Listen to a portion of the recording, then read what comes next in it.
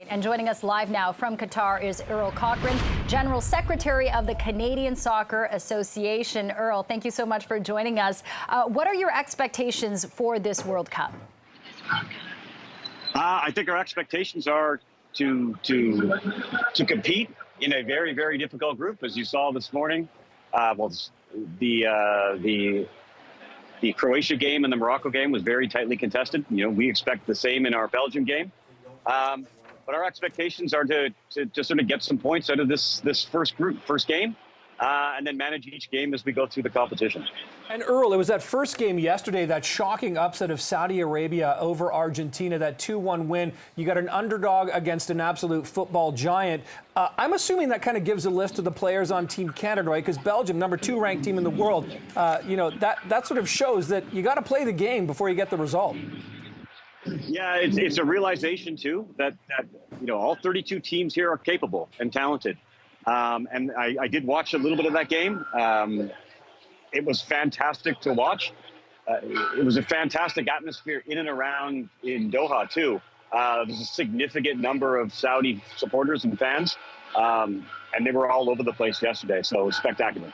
And, it's not just how Saudi Arabia played. Even the Wales team, we think Canada hasn't been at the World Cup in 36 years. They haven't been at the World Cup since 1958, so 64 years, and they tied with the U.S.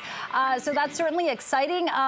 Can you tell us how it actually feels to be on the ground right now in Qatar? What's the vibe at Canada House, in the stadiums, at the training facilities? Well, yeah, I'm actually at Canada Soccer House right now. There's over 400 supporters here. We expect thousands and thousands of Canadians at the venue later today. I would say that it's funny that you mentioned the England-Wales game. In many respects, I think, not the England-Wales, the USA-Wales game, sorry. In many respects, there was a feeling that game was the sort of start of the event. It was a fantastic atmosphere, a fantastic game. And there's been game after game after game where the venues have been loud. The supporters have been spectacular. On the ground here, and I think on the team side, it's a unique World Cup in that the teams are in kind of bubbles, but they don't have to travel. It's not like World Cups of old where you'd have to jump on a plane and go fly to your next venue. All the venues are close, and they're staying at their house, and it's a very, very comfortable space here.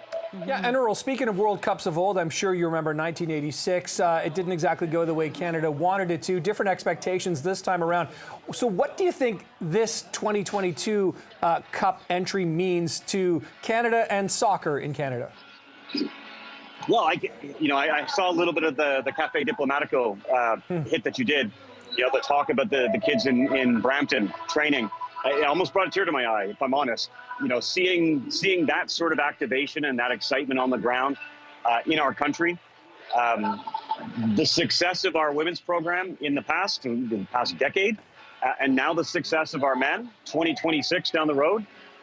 Our sport is on a trajectory like no other. And I think it's going to be even greater in 2026, and then 2030, and all of the women's competitions in between are going to be spectacular. And I think this sport is going to dominate and start to set a stage for us globally about where Canada soccer is going to be. So we have a spectacular few decades ahead of us. Yeah, there is so much to look forward to, including 6 hours from now when Canada will be kicking off against Belgium. Earl Cochrane, the General Secretary of Canada Soccer. Great to talk to you, Earl. Thanks so much, and good luck this afternoon. Thank you. Thank you both. Enjoy your game.